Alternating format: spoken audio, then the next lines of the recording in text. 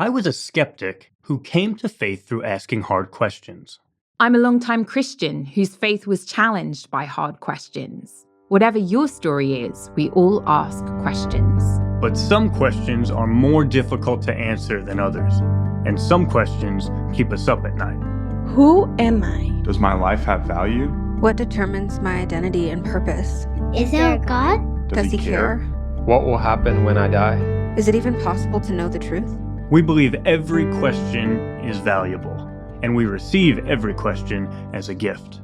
So welcome to the podcast, where we invite you to ask away. Hi, everyone. Welcome to Ask Away. I'm Jo Vitale, and I'm delighted that you are joining us today. I really hope it's been a good summer for you so far. We were recently hosting my parents over from England, who were very glad to escape the heat wave. And I honestly never thought that's a sentence that I would be saying, but we are definitely living in very strange weather times these days. Vince and I actually just came back from a summer camp in New York State, and it was absolutely beautiful up there. When we went sneaking off to watch football matches, soccer for the Americans among you, we spent our time giving a seminar series on the theme of disagreeing well in a divisive world.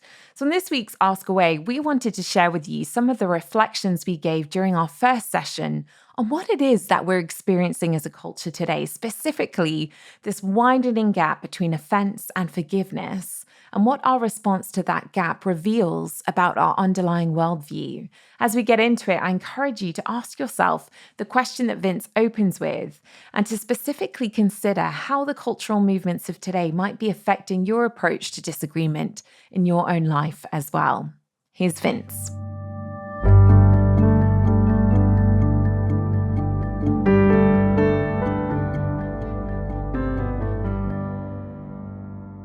If you could be either a person of love or a person of truth, but only one,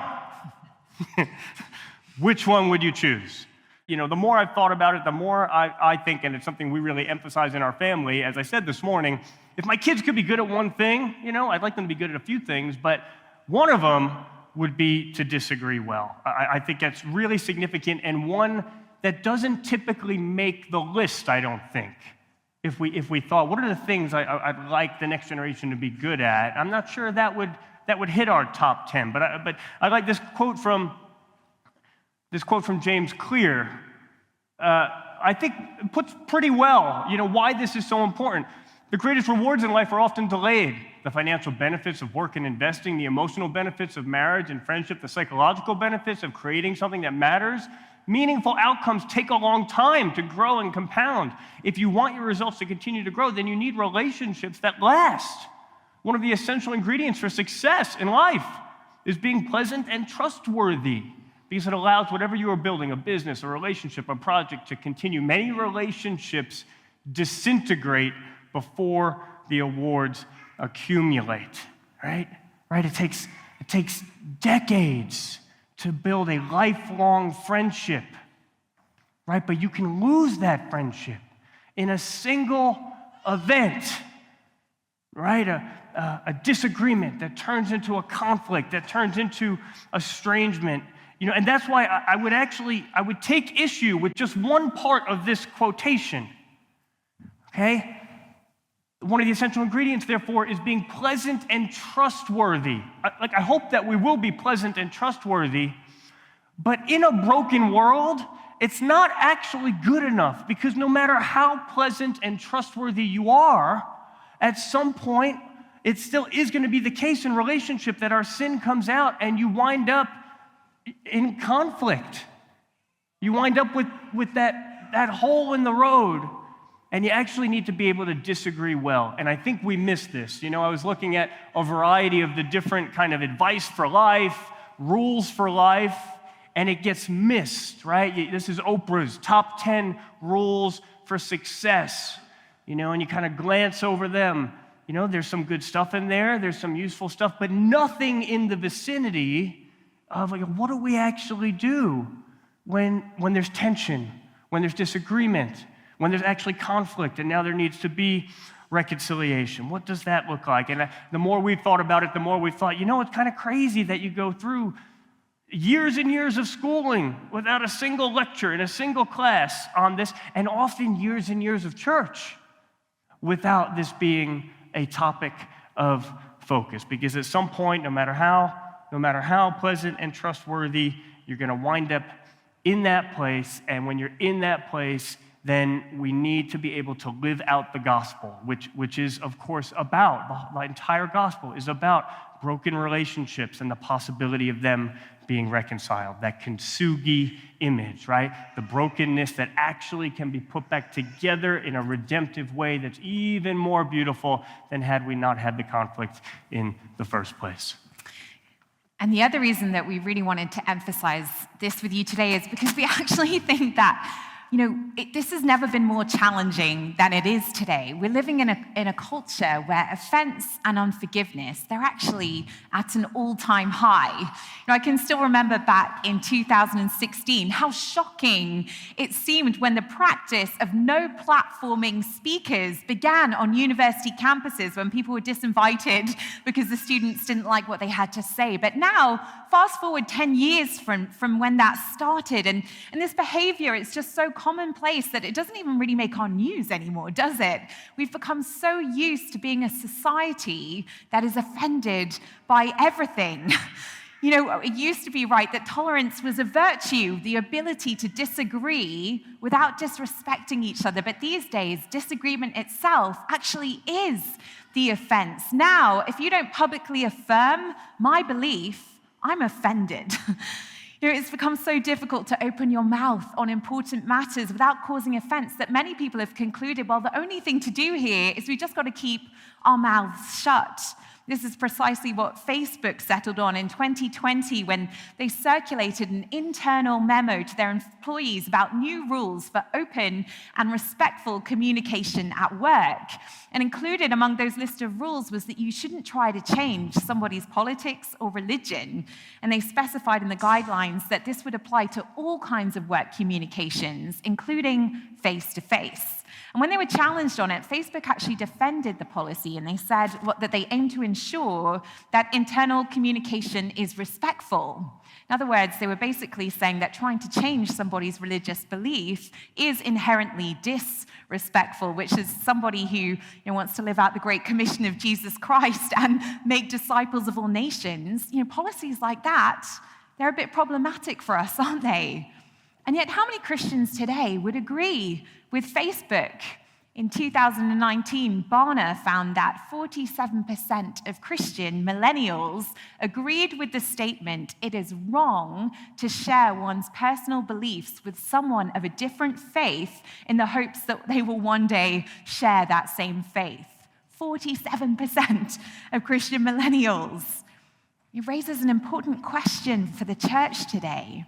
Have we been more influenced by the dictates of our culture than by the mandates of our Savior? And, even if I try to break the cycle by determining, okay, well, I will refuse to take offense. I will not participate in this culture of offense. It's still not enough because, if you're offended, either I need to be offended with you or you're going to be offended that I'm not offended. So either way, I'm adding to the offense. And as if all of this weren't enough to contend with, hand in hand with this high offense has also come a culture of unforgiveness, which manifests in all sorts of ways. For example, revenge plots in movies or TV shows in particular are resonating with this theme of revenge. 9 of the top 26 movies from the last decade, they were all revenge films. Or road rage would be another indicator. Since 2016, AAA have reported that cutting off other vehicles is up by 67%, and honking your horn in anger is up by 47%. Across the board, people are more swift to react in frustration, and they're less inclined to have patience for one another. And actually, here in the Northeast, it's apparently even worse. You are 30% more likely to receive an angry gesture from another driver in the Northeast. And as a New Jersey native, Vince was personally offended by that statistic. We've all experienced road rage, but I wonder, how many of you have ever experienced road forgiveness? Has anyone ever experienced road forgiveness? The only instance that I can think of was about 3 years ago when a cyclist was commuting to work and he started cursing at Vince at a traffic light near our house because Vince, he claimed, had moved his car too close to the curb and was blocking his way through. And Vince felt convicted when he got home that perhaps he didn't respond as graciously as he should have. And so the following morning, he got up while it was still dark and cold, and he went and stood by the traffic light for an hour and a half in the hope that this cyclist would come past again. And he actually did, and he stopped at the light. So Vince ran over, and he said, "I'm a Christian, and I'm sorry because I just didn't treat you the way I feel committed to treating everybody with love and respect as someone who's made in the image of God. Please, will you forgive me?" And I think the cyclist was so shocked because who does that, right? Like, who does that? But, it's just so unusual, isn't it, to experience forgiveness in this day and age. Thankfully, he received it well. They had a good exchange. But responses like this, they're just less common in a culture where forgiveness is often treated more like a vice than a virtue. I was troubled a few years back when a Christian gave a victim impact statement in a courtroom, and he expressed personal forgiveness to his brother's murderer during the trial. But then this Christian received this massive online backlash as people treated his costly, courageous act of forgiveness as offensive. And they said that he'd minimized the crime and he was undermining justice. Nor is this culture of unforgiveness limited to politics, but it has a profound impact closer to home as well. Just this year, several articles have been written about the increasing number of young people intentionally cutting off contact with a family member or friend for the sake of protecting their own peace. A 2026 Talkspace survey revealed that 38% of Americans say they've gone no contact with a family member or friend in the past year, and this figure actually goes up to 60% among Gen Z. And at times, there may be good reason to do that, but what I find striking is that this has become so commonplace that we now have an official phrase for it. We call it going no contact. And we hear a lot more about the virtue of going no contact today than we do about the virtue of forgiveness. Thanks, Joe. I am offended by that driving statistic. I think it was just a bunch of Italians, in the New York area, just talking. That's just how we talk. There was nothing angry about it. Sorry, I'm keyed in on that statistic. But what Joe says is very concerning, right? When you have so much offense in culture and you have such a lack of forgiveness, if you're a sinner and there is offense in you, but there can be no forgiveness, then you can't tell the truth about yourself. And if you can't tell the truth about yourself, then you can't be known. And if you can't be known, then you can't be loved, right? And then that leads to everything that we see in society, the loneliness and the anger and the anxiety and the depression and the suicide rates all on the rise. Joe and I call it the offensiveness forgiveness gap. Like, the health of any relationship or community or culture can be judged by the gap between the amount of offensiveness and the amount of forgiveness. And so, in this situation, the reality is we're always going to have, in a broken world, a relatively high amount of offense, right? We don't want to just accept that, but there is a reality to that. And so it's going to be so significant how much forgiveness that we have. And if we have high offense, but we also have high forgiveness, that gap is smaller. You can be in a reasonable place. But when you have low offense and high forgiveness in this top left quadrant, whether that's in a specific relationship or a specific community or a specific culture, then that is a really concerning place. And I'm not sure that gap has ever been wider in our culture than it is right now. In part because, a social media culture, it skyrockets offense and it only further constrains forgiveness. Right? On social media, I've been called, being a kind of quasi-public figure, I've been called all sorts of terrible things, online. And almost none of it would happen to my face. There's some level of built-in accountability face-to-face. You at least need to deal with the social awkwardness of saying those things to my face, let alone, I used to box, so, that could be problematic as well. But a tweet for a tweet right, is so much less costly than an eye for an eye, right? And now people just get a burner account.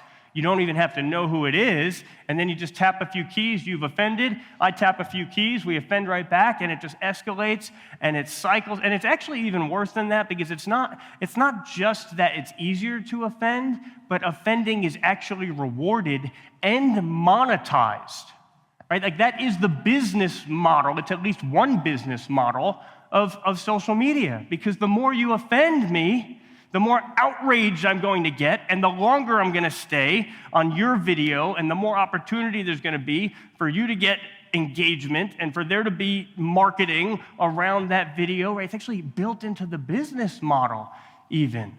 That offense leads to outrage, which leads to more money, and then there's no reconciliation, for any of it, right? Because I've been offended all sorts of ways on social media. I've never experienced deep reconciliation on social media. There's an inherently incarnational element to reconciliation, where you see the sincerity in a person's eyes. I think it's interesting, we have this phrase for when we disagree. We don't see eye to eye, right? It used to be metaphorical, right? But now we literally don't see eye to eye, and it explains the escalation in disagreement and offense. So if I had to summarize, I would say, I think we are living with more, not necessarily worse, but more unforgiven, unreconciled hurt than any generation in history. And that's one of the reasons that we think this topic is so important.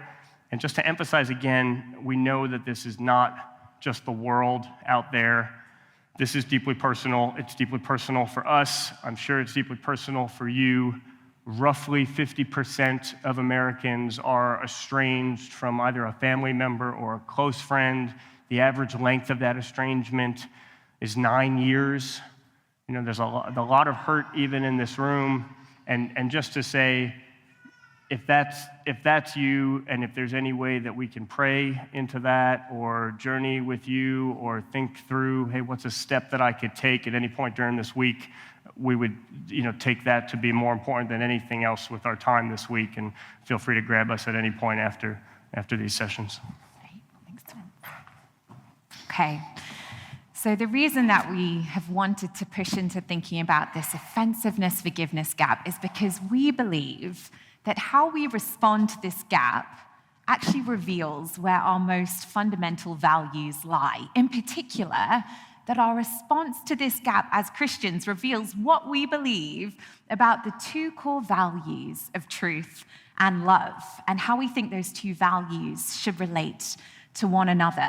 So if we're struggling to know how to engage in this culture of high offense and low forgiveness, perhaps it's because we don't have a shared vision for how truth and love are supposed to relate to one another. Instead, we get caught up in this cultural ultimatum. It goes like this: either love is greater than truth, or truth is greater than love. And our culture will actually force you to choose which one you're going to lean into. In fact, that's what we did to you at the start of the session, because we're mean like that. And it felt a bit uncomfortable, didn't it? Like having to choose. Let's get a show of hands here, no judgment. How many of you, when forced, lean towards love over truth? All right, and how many truth over love?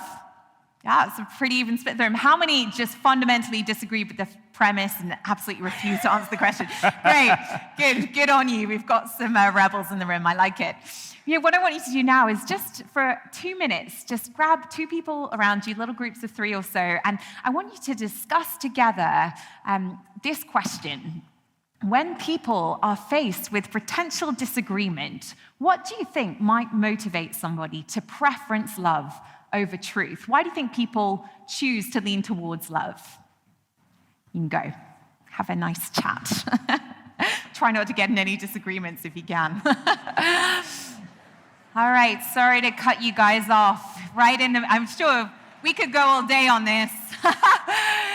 Maybe take it to your lunch tables if you're getting into the middle of a really good conversation and you're getting very dug in right now.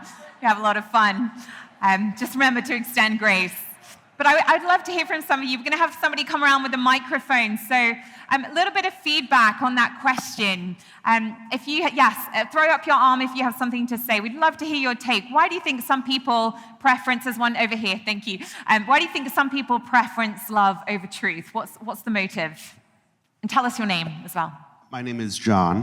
Hi, John. And I believe the reason for love over truth is because if one loves like Christ loves, then he or she will be able to have a meaningful dialogue in truth because love supersedes all of that.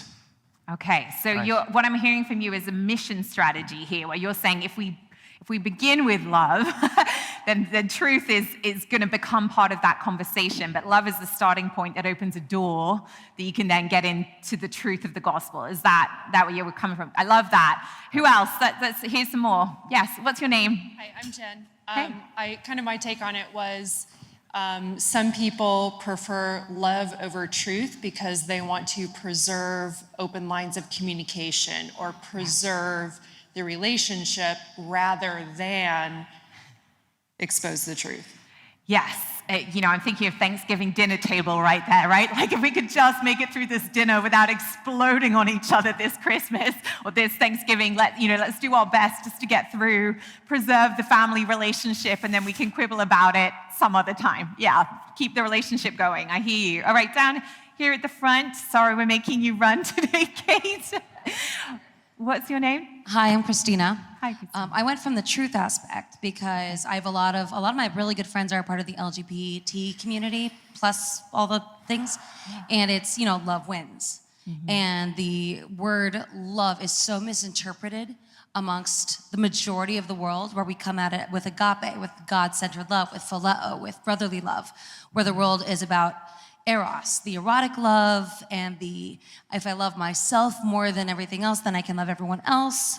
And because that's so misconstrued, truth is such an absolute. Like there are fewer definitions of truth than there are of love. And it just seems more clear-cut for me that if I have to choose two, I would choose truth. Yeah, Good. Yeah, thank you so much for sharing that. And we'll get more actually into that very topic of conversation tomorrow. So I'm glad that you flagged that as somewhere that this conversation can go. Any other thoughts?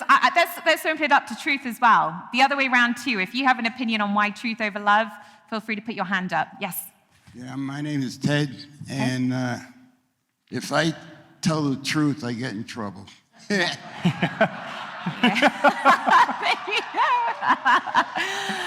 Yeah. Ain't that the truth?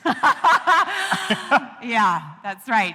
That's very good. We get in trouble. It's about trying to keep those relationships going, isn't it, for some of us? We're just trying to hold on with both hands.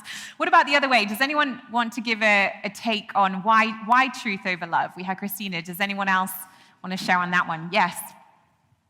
Hi, my name is Rich, and I picked truth. And as before you drill down a little bit further, because you asked it earlier in the session, but I think about how Christ was praying and that they would know, they'd be transformed by truth, and your word is truth. And I think about if I'm really growing in truth, scripture, I would be transformed and I would come to a place of real love. And just as this woman here said, there's a church near me. I won't even mention the denomination, and it's on my running trail. And there's a chair in front, and it says, love is love, and it's in multicolored, and this is not about a criticism at all, but it's like, what is love? But if I'm growing in truth, Christ will transform me to understand what his true love is. That's how I thought about it. I love that. Thank you for sharing. And yes, one more over here. Just behind you. Yes. What's your name? Hi, my name is Alfred. Hey. I would say truth over love because the Bible, it does command us to speak the truth in love. So I see the command as speak the truth and love as the how. Yeah, it's a great point, isn't it? I think what we're sort of feeling our way towards is, this sense that actually that these two have to go together, don't they? We're in this really interesting space where we want to talk about loving people, but if our relationships can't bear the weight of truth, then are they real relationships? If you can't ever tell the truth, you can't ever really be known. And then in what sense can you ever love anybody? And in what sense can we share any common reality if we can't even agree upon the truth? Our justice system, right and wrong, all these things depend upon an understanding of truth. And so, we're in this interesting cultural ultimatum where people are assuming that, love basically in our culture is defined as you have to accept me or you have to agree with me. But as soon as you've created that definition of love, any disagreement by default becomes an act of hate. And therefore, what we've done is we've created a system where truth becomes an act of war. We call it the trajectory of truth, where truth feels like a weapon in our culture today. Because if I speak a truth to you that disagrees with how you see the world, then we have disagreement. And then where we are today, that's assumed to be devaluing, and then it becomes intolerance, and then it becomes extremism, and then it becomes violence, and then before we know it, we're in terrorism.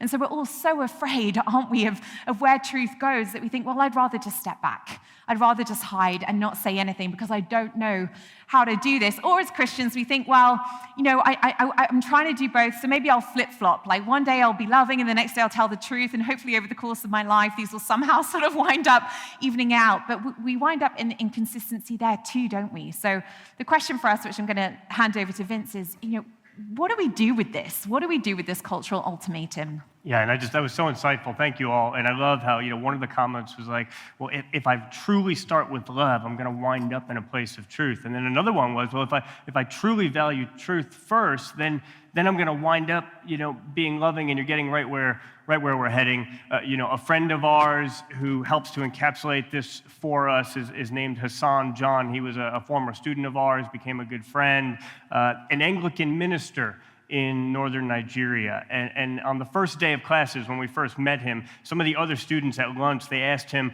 Hassan, how do you approach mission in a context in which you are viewed as the enemy?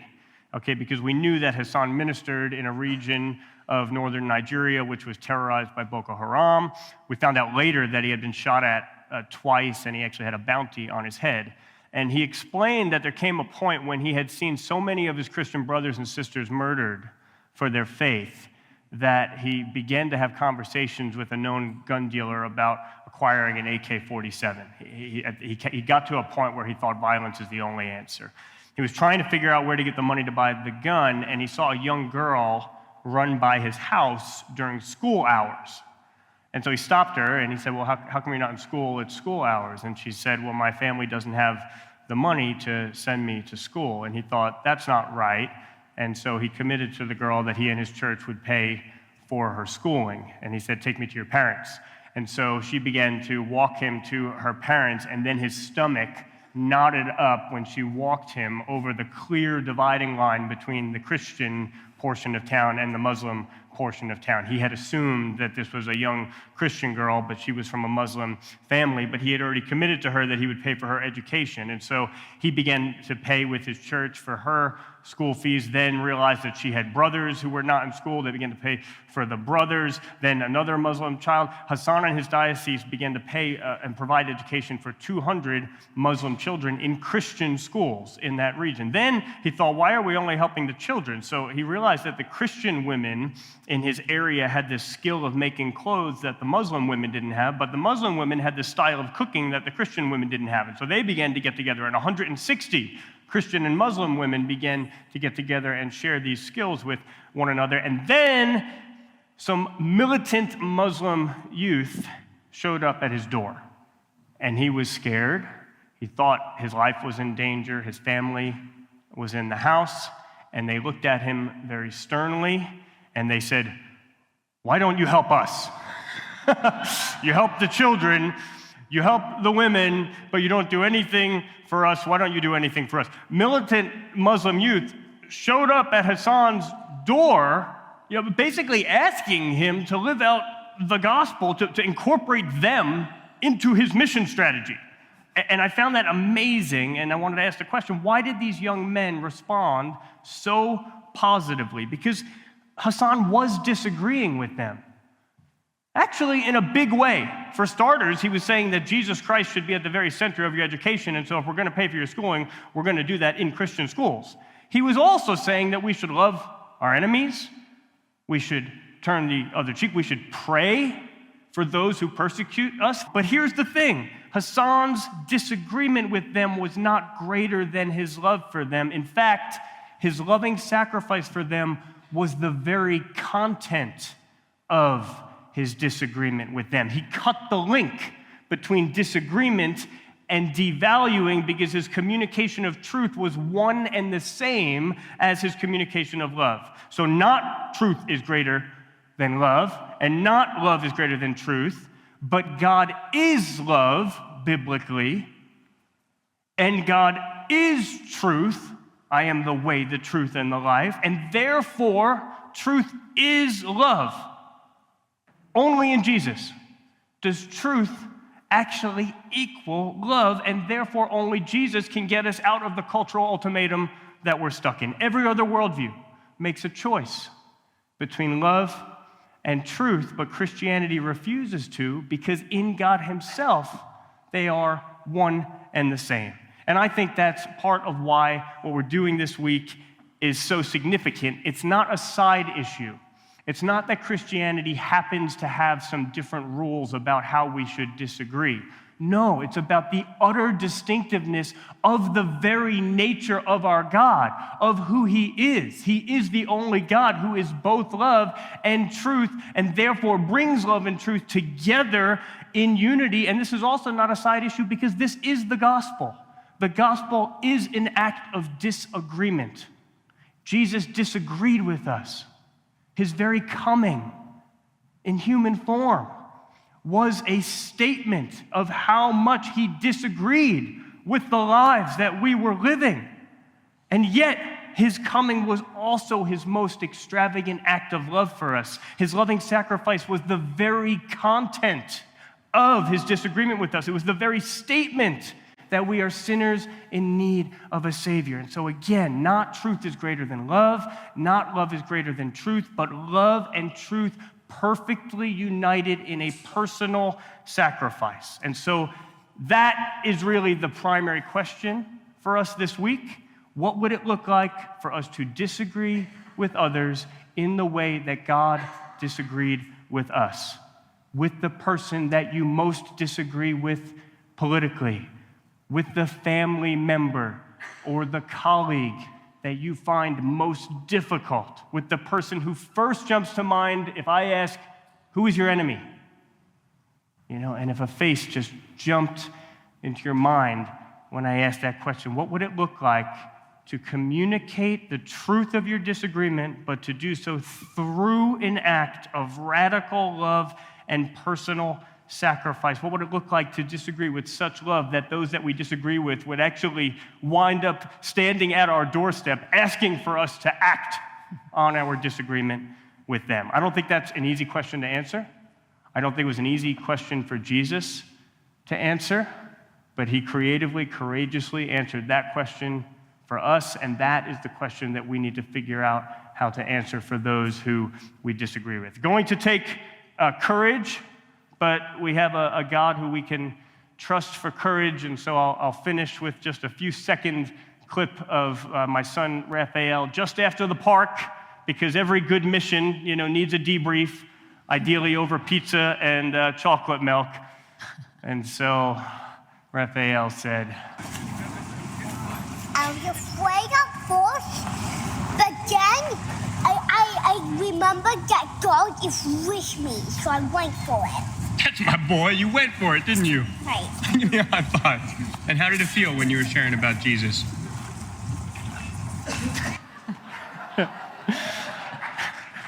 And so, Lord, thank you for this time this morning. Even as we've journeyed through this session, I'm just aware that there are going to be specific relationships, specific people that are on our hearts. Some of that is going to feel heavy. There is going to be fear involved. Lord, help us to remember that you are with us, and therefore you will give us the courage and everything that we need to go for it this week, and we trust you for that in Jesus' name. Amen. We're so glad you joined us for Ask Away. If you have a question that needs answering, we'd love to hear it. Send us an email at askawayquestion@gmail.com or call and leave a voicemail at 321-213 9670. Ask Away is hosted by Vince and Joe Vitale and produced by Studio D Podcast Production. New episodes come out regularly, so make sure to subscribe. The best way you can support Ask Away is to leave a review. All you have to do is open up the podcast app on your phone, look for Ask Away, scroll down until you see Write a Review, and tell us what you think. If you'd like to see videos from Vince and me, invite us to speak, or make a financial gift so that more people's questions can be heard on Ask Away, visit cardiaquestions.com. That's KARDIA questions.com. See you next time, and remember, if you have a question, it's worth asking.